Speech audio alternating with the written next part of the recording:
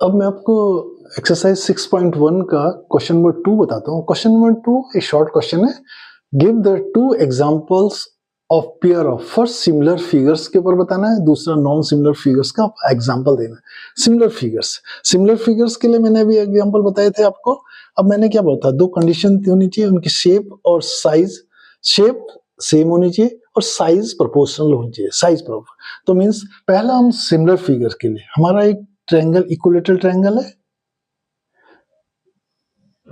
और दूसरा equilateral triangle है with different size. Means example हमारा मान लो 3 का है और ये 4 का है। तो मींस इसके इक्विलेटरल ट्रायंगल है, इसके तीनों एंगल आपस में बराबर होंगे, इसके तीनों एंगल बराबर है। तो मींस हमारी जो पहली कंडीशन सिमिलरिटी के लिए तीनों एंगल कॉरस्पॉन्डिंग एंगल आपस में बराबर होने चाहिए। ठीक है, तो मींस कॉरस्पॉन्डिंग एंगल पहली कंडीशन सेटिस्फाई। दूसरी कंडीशन साइड्स का रेशियो आपस में बराबर। अगर मेरी कॉरस्पॉन्डिंग साइड इसके कॉरस्पॉन्डिंग ये, इसके कॉरस्पॉन्डिंग ये और इसके कॉरस्पॉन्डिंग ये है, तो इसका रेशियो का 3/4, इसका और इसका रेशियो 3/4, इसका और इसका 3। तो मींस दो, हमारा पहला एग्जांपल क्या होगा, similar triangle of different sides.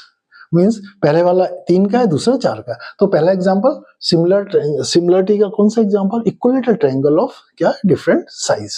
ठीक। और दूसरा एग्जांपल, अब आप मैंने एक और एग्जांपल आपको बताया था, सर्किल रेलवे। ये 1 सेंटीमीटर का है और ये बड़ा 2 सेंटीमीटर का है।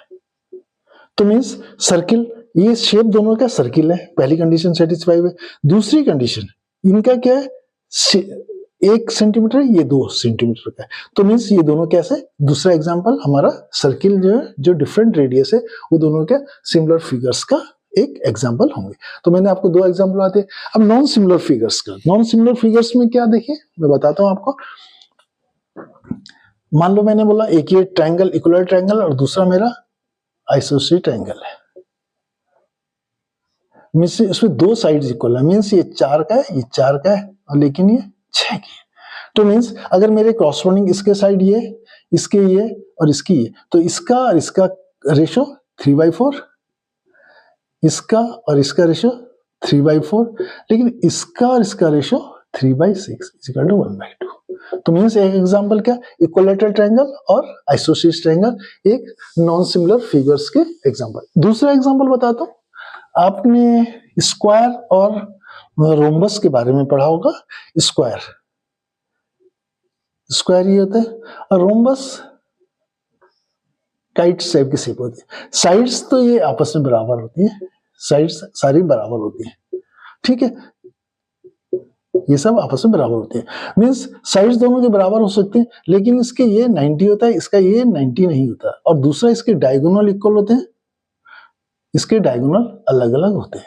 तो मींस ये दोनों, मींस इसमें क्या है, साइड्स हमारी इक्वल है, मींस तो इनका रेशियो भी आपस में बराबर हो सकता है, लेकिन इनके जो एंगल्स इक्वल नहीं है। तो मींस ये हमारी जो सिमिलरिटी कंडीशन है उसको ओबे नहीं करती है। तो मींस एक हमारा, अगर हमारा एक रोम्बस है, एक स्क्वायर है, दोनों एक नॉन सिमिलर फिगर के एग्जांपल होंगे।